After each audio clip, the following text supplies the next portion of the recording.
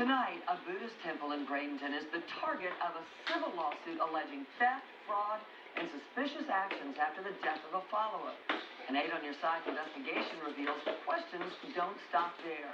Investigative reporter Mark Douglas has uncovered a temple secret that's stranger than fiction. And just minutes later, came the report from the embassy that all Americans are to be evacuated immediately. In the final hours of the Vietnam War, thousands fled the fall of Saigon. Somewhere among them, a young woman named Kim Sang-vo and 9 members of her family. 35 years later, never married, and still searching for peace, Vo moved to this Buddhist temple on the outskirts of Bradenton. She was working a lot of, volunteer work with the temple.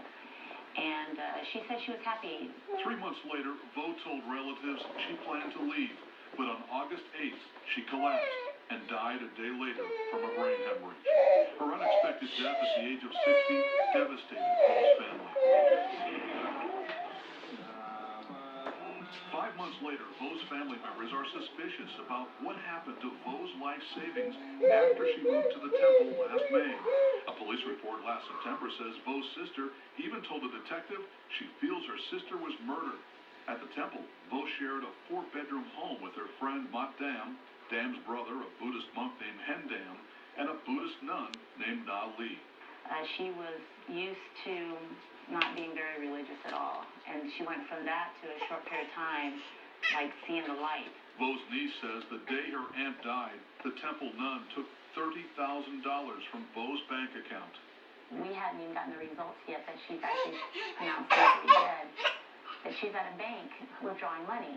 A Manatee sheriff's detective says the nun's $30,000 withdrawal was legal because she had become a joint signer on Vo's bank account. But even he still wonders about another transaction. 2 days before her collapse, Vo withdrew $4,000 cash at one bank branch, then $4,000 more from another branch minutes later. The family has no idea what happened to that cash. Holly says her aunt was frugal, and the withdrawal makes no sense. She really didn't go grabbing large sums of money and just freely giving it out, So we thought it was very strange. One of Vo's sisters, the executor of her estate, is now suing the temple, alleging the nun, the monk, and the monk's sister conspired to defraud Vo. The temple's lawyer calls those claims nothing more than a good piece of fiction. But we uncovered something no one could make up. The temple's monk and nun married each other in 2008, a year before the temple opened. The abbot of another temple says that's forbidden in the Buddhist faith. Buddhist monk, we cannot get married. Ever? Yes, that's one. What about nuns? Can nuns get married? No. The nun cannot get married too. And there's more. It turns out the monk performed his own marriage ceremony. That's legal, but still taboo. Not allowed to do that. We tried to ask Hen Dam about his marriage to the nun, but apparently he's not the type to kiss and tell. This is your marriage license from Sarasota from 2008. Can you explain to us how it is that you're married to the nun at your temple? Well, I gotta go to work. I'm sorry. Dom told us we had the wrong guy. You're not Hen Van Dam? No. You're not Hen Van Dam? No. Who I'm are sorry. you? I'm gonna go to work. And forget about shedding light on the $30,000 his wife withdrew from Vo's bank account. Don't you have any answers for the family? No apologies? Vo's relatives say they haven't heard much from the monk, his sister, or the nun since the funeral. A lot of people shed tears that day. Even the nun, who family members now believe conspired with the monk to steal Vo's money. Their behavior kind of leads to suspicion.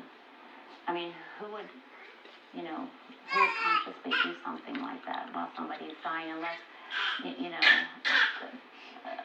that they're out for no good. Whatever reason she had for taking Vo's money, the nun's not saying, and neither is anyone else.